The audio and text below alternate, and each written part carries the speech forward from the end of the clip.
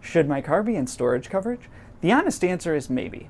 Ultimately, it depends on where and how you store your vehicle. Let me explain why. When your car is in storage coverage, that generally means that you only have comprehensive coverage on your vehicle. So if you park your car where it's impossible for somebody to run into it, and there's no way that anyone will get in and drive your vehicle before you call your agent to reinstate coverage, then this can be a great option. Not only will it reduce the payments by a huge percentage, it will still protect your vehicle if a ladder falls on it, the entire building falls on it, there's a fire, things like that. However, it leaves you exposed for some other risks. In Michigan, we have a lot of important coverages that you don't need when your vehicle is parked for months at a time.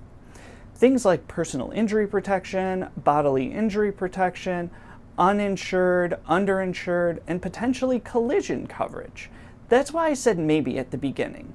If there is a chance that someone will drive your vehicle or someone will run their vehicle into your parked car, then you want to have more than just comprehensive coverage. Let me give you an example to explain. Our agency is right outside of East Lansing, where Michigan State University is located. There are college students who park their cars at their apartment complex and want to put their car in storage coverage when they fly home for winter or summer break. Here's the problem. If someone isn't paying attention to what they're doing and backs into your parked car, that is a collision.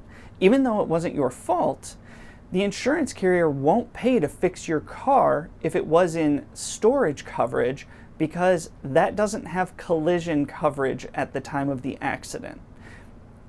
Thank you for watching. If you have any questions about this video or any others, please let me know.